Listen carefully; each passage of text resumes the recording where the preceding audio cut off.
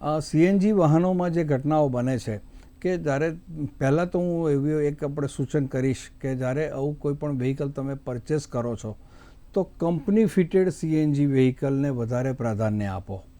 જે કંપનીમાંથી ફિટ થઈને વ્હીકલ આવે છે એ નંબર ઓફ ઇન્સ્પેક્શન થઈ, ચોકસાઈ થઈ, ખાતરીપૂર્વક એને સર્ટિફાય થાય પછી જે બહાર આવે છે. ઘણા બધા મિત્રો જ્યારે શરૂઆતમાં સીએનજીનો આટલો બહોળો ઉપયોગ નહોતો થતો એ વખતે બહાર પોર્ટેબલ કિટ મળતી હતી. એટલે પહેલાં પેટ્રોલ કે ડીઝલ વ્હીકલ કંપનીમાંથી લેવાનું અને પછી ડેકીની અંદર બહારથી બીજી એજન્સી, થર્ડ પાર્ટી એજન્સી મારફતે કિટ ફિટ કરાવવામાં આવતી હતી. તો એવા સંજોગોમાં આગની ઘટનાઓ પ્રોપર ફિટિંગ નહીં થવાને કારણે, લીકેજ ઓફ ગેસ થવાને કારણે અને ત્યાં એને ગરમીનું પ્રમાણ મળે એટલે એ આગ ઘર્ષણમાં પેદા થાય અને આગ લાગે.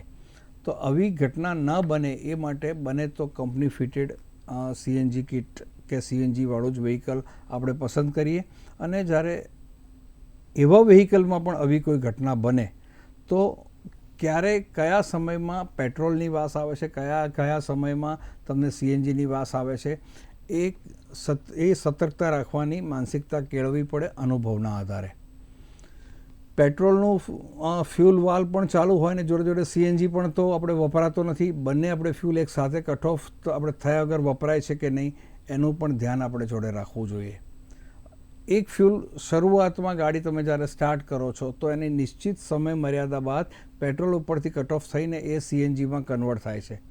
તો એ સમય કેટલો લાગે છે? એ વધારાનો સમય તો નથી લાગી રહ્યો, ક્યાંક ગેસ લીકેજ તો નથી, જોડે ફ્યુલ આવતું તો નથી.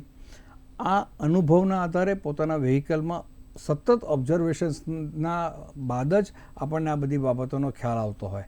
તો આવી કોઈપણ બાબતોનું ધ્યાન ઉપર આવે તો તરત એના અધિકૃત મિકેનિક અથવા તો એના સર્વિસ સેન્ટર ઉપર જઈ અને એનું રિપેરિંગ કરાવીએ તો આ પ્રકારની દુર્ઘટના ટાળી શકીએ.